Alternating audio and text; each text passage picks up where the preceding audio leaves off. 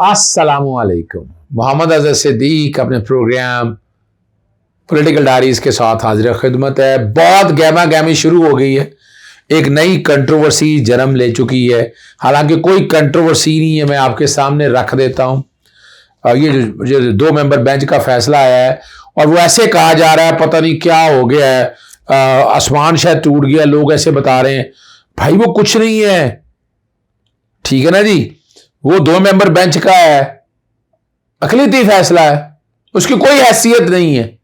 अगर आप इस तरह करने लगेंगे तो फिर आप अच्छा, शुरू में आपने निगरान जो वज़ीर आला के हवाले से जो मैंने मीडिया टॉक की है वो आपने सुन ली होगी, उस पर भी गुफ्तगू मैंने करनी है। फिर निगरान सेटअप में जो ट्रांसफ़र पोस्टिंग के हवाले से बड़ा अहम एक केस चल रहा है, उसके हवाले से गुफ्तगू करनी है। इमरान खान साहब की जो इस्लामाबाद में बेलें हुई हैं उस पर बात कर रही हैं। सबसे पहले जो आपसे बात डिस्कस करना है, ये मेरे हाथ में 16 फरवरी 2023 का फैसला है। जस्टिस एजाजुल हसन, जस्टिस सईद मज़ाहर अली अकबर नकवी साहब इस बेंच में थे, सीपी। और इस बेंच में 2 चीज़ें असूली तौर पर तय हो गई। एक तो 230 सेक्शन के हवाले से कि इलेक्शन कमीशन क्या कर सकता है, इलेक्शन कमीशन के क्या इख्तियारात हैं, उस हवाले से बात हुई है।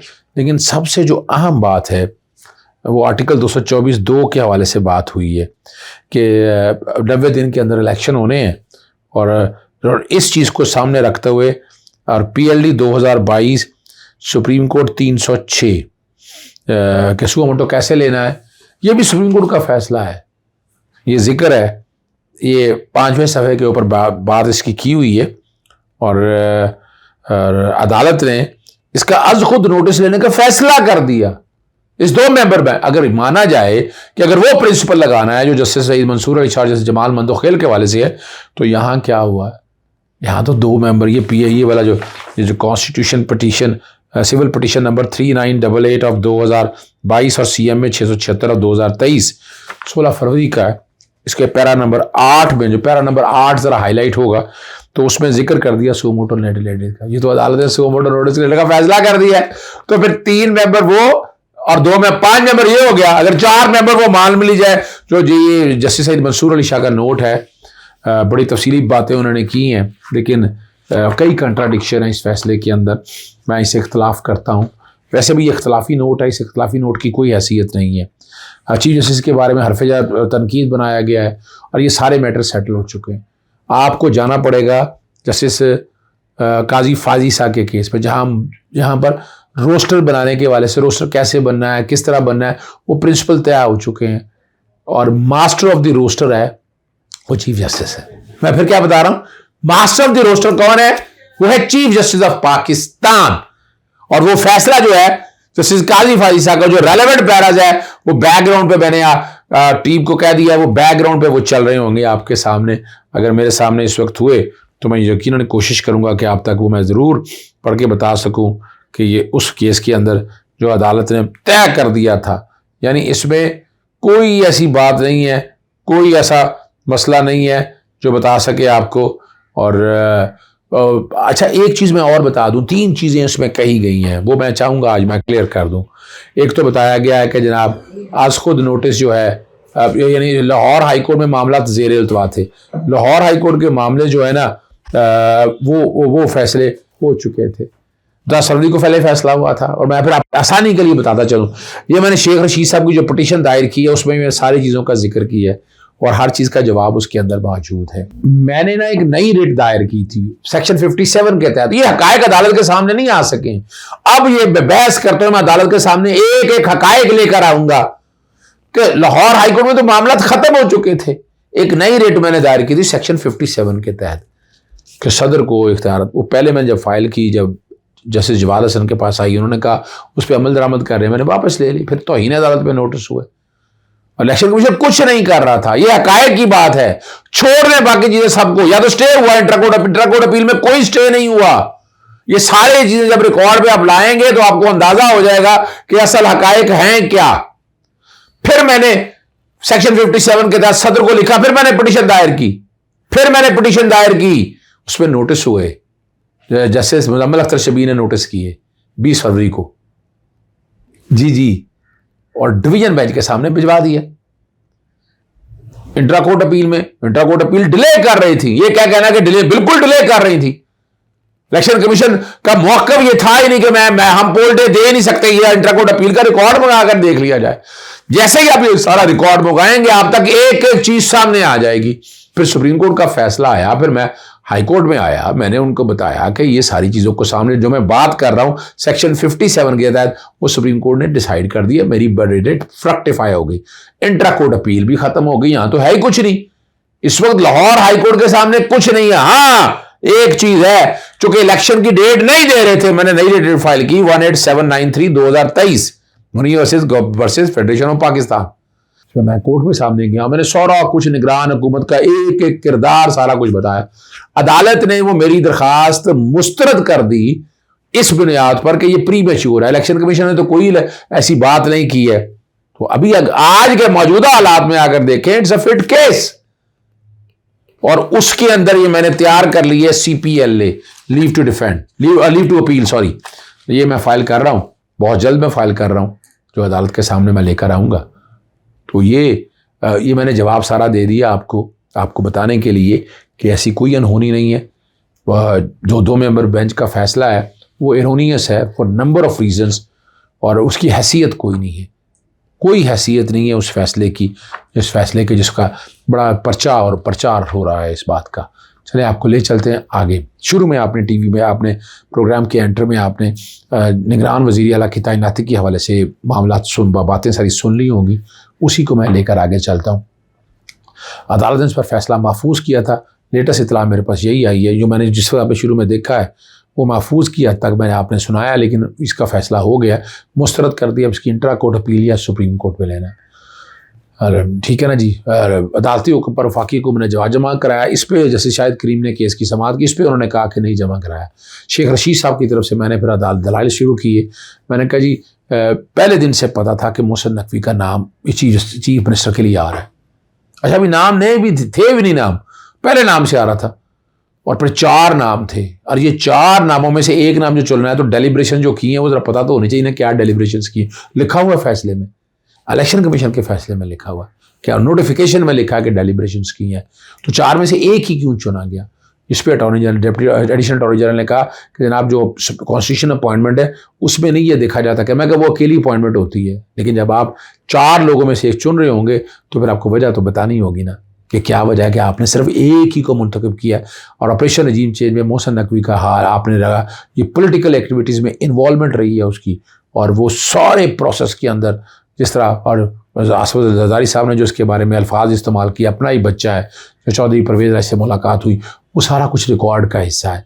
फिर मैंने अदालत को ये भी बताया कि ट्रांसफ़र, पोस्टिंग, जितनी भी अब जो सारी इन्होंने की हैं, पहले एडवोकेट जनरल सारे को फेंक दिया गया, फिर अदालत ने इंटरवीन किया और उसमें पता चला कि सारा पॉलिटिकली मोटिवेटेड है, एक सियासी जमात को फ़ायदा दिए जा रहा है। फिर ट्रांसफ़र और पोस्टिंग कर दिया अदालत को, बाकी ये सारे काम। फिर 144 का नफाज है कि ये साबित करता है, और इलेक्शन कमीशन ने अब जब इलेक्शन मुलतवी कर दिया है तो ये बात जो मैं बात कह रहा हूँ बदनीति की बात, वो ये बात साबित हो रही है, ठीक है ना जी। और और एक जो बड़ा आम था कि ट्रांसफर और पोस्टिंग में लार्जर बेंच ने कह दिया, मैं क्या अभी तक तो किसी को वहां जाओ भी नहीं करने दे रहे, इलेक्शन कमीशन तो खामोश बैठा हुआ, इलेक्शन को तो किरदार, इलेक्शन कमीशन आइन के आर्टिकल 218(3) बैकग्राउंड उसके मुताबिक तो फैसला ही नहीं कर रहा है। अगर फैसला कर रहा हो तो मुझे कोर्टों में नहीं आना पड़ता था। और एडिशनल अटॉर्नी जनरल का तरीक़ाकार के मुताबिक तरह गया, और जो भी मामला आए हैं वो तो 18वीं तरमीम के वक्त देखना चाहिए थे, कमियाँ कोताहियाँ हैं, और अपोजिशन हुकूमत के नाम इलेक्शन कमीशन के सामने रखना कानूनी तकाजा था। और हतमी फैसला जो है ना फाकी हुकूमत ने कही इलेक्शन कमीशन के साथ, इलेक्शन कमीशन इस पर अदालत के रिमार्क्स से, अगर इलेक्शन कमीशन न्यूट्रल और ख़ुद मुख्तार है तो कोई निगरान वज़ीर आला कुछ नहीं कर सकता। आप यहाँ से समझ सकते हैं अगर वाकई ये ख़ुद मुख्तार होता तो ये मामला ना आते। अभी आपको निगरान हुकूमत की तरफ से तकरीर और तबादलों का केस है, 30 मार्च के लिए अदालत ने कैसर इकबाल बरियार के लिए अदालत ने लार्जर बेंच तमाम तैनातियाँ कलअदम करार दे दी। लेकिन उसके बावजूद भी जो है ना जो पंजाब सरमायाकार और तजारती बोर्ड के वाइस चेयरमैन कैसर इकबाल को उहदे पर बहाल नहीं किया गया, वो वापस नहीं गए, और 90 दिन के लिए निगरान हुकूमत आई है और अभी तक वो फैसले पर अमल दरामद नहीं हो सका। अदालती फैसले तक काम करने की इजाज़त दी जाए। अदालत ने दरख्वास्त पर नोटिस जारी कर दी हैं और 30 मार्च के लिए अदालत ने केस की समाअत मुलतवी कर दी है और ये सारे मामला जो है अब अदालत के सामने आ गया है। अदालत ने इस पर फैसला करना है। निगरान हुकूमत, जो मैंने मीडिया से डिस्कशन की, वो सुन लीजिए। वज़ीर आला की तैनाती के खिलाफ शेख रशीद साहब की दरख्वास्त पर फैसला महफूज हो गया है। आज अदालत के सामने तफसीली बहस कर दी है कि मोहसिन नकवी का नाम पहले दिन से पता था। ऑपरेशन रजीम चेंज के हवाले से उनका किरदार सबके सामने मौजूद है और जिस तरह का रोल वो प्ले करते रहे हैं, वो एक सियासी के तौर पर किरदार अदा करते रहे हैं।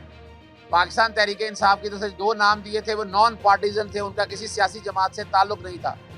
लेकिन जो अपोजिशन जमात, जो PDM ने नाम दिए थे, दोनों के नामों पर बहुत तहफ़्फ़ुज़ात थे और हर एक को पहले दिन से पता था कि मोहसिन नकवी जो है निगरान वज़ीर आला होंगे।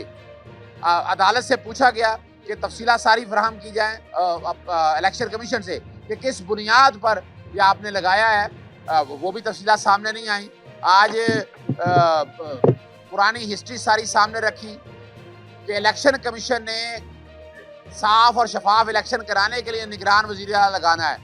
अगर निगरान वज़ीर आला ऐसा लगा दिया जाए साफ शफाफ इलेक्शन ना कर सके, उसके सबूत मौजूद है। पहले एडवोकेट जनरल तो सारा उठाकर फेंक दिया, फिर तमाम ट्रांसफ़र और पोस्टिंग कर दी गई, फिर पूरे पंजाब की ट्रांसफ़र और पोस्टिंग कर दी गई, 144 लगा दी गई और ये साबित कर रहा है कि जो निगरान वज़ीर आला है वो साफ शफाफ इलेक्शन करवाने में मुआवनत नहीं कर सकता है। अदालत को यह भी बताया कि इलेक्शन कमीशन ने आज इलेक्शन भी पोस्टपोन कर दिए हुए हैं, तो इलेक्शन कमीशन का नजर आ गया कि उन्होंने पहले दिन से जो काम किया है वो बदनीति पर मबनी है। अटॉर्नी जनरल दफ्तर की तरफ से बताया गया ये आईनी पोस्टें हैं, इस पे कोई वजूहत नहीं बतानी है। इस पर बताया गया कि 4 नाम थे, 4 नामों में से जब एक नाम चुनना है और जब इलेक्शन कमीशन ने अपने फैसले में लिखा है कि वो डेलिब्रेशन क्या है, वो वजूहत क्या है, तो वजूहत अदालत के सामने आनी चाहिए।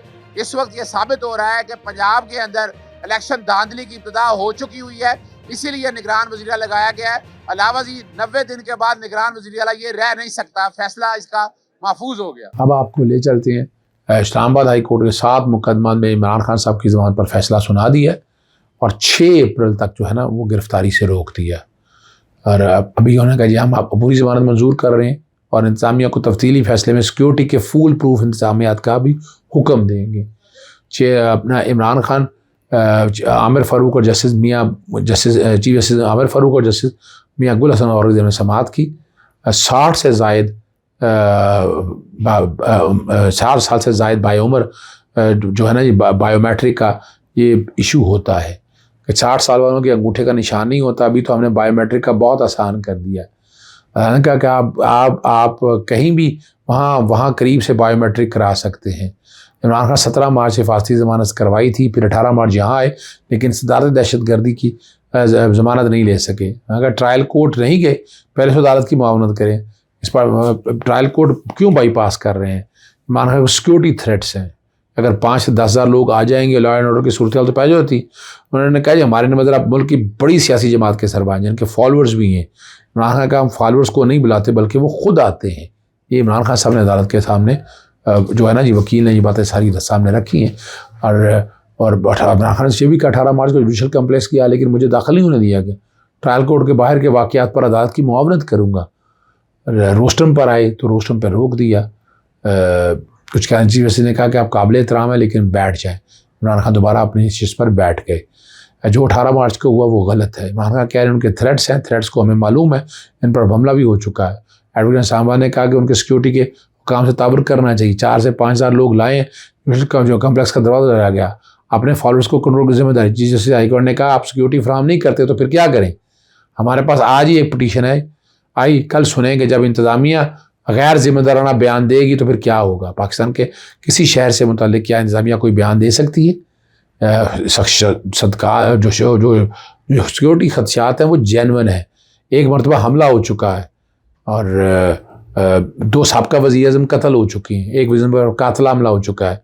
7 ज़मानतों की दरख्वास्तें ज़ाहिर की हैं। 18 मार्च को ATA से चली गई थी, जुडिशल कंप्लेंट की इजाज़त नहीं मिली। जितने 7 केसेस सब में मुद्दई पुलिस है। बहरहाल इजाज़त चाहता हूँ। अस्सलाम वालेकुम, अल्लाह हाफ़िज़। पाकिस्तान जिंदाबाद।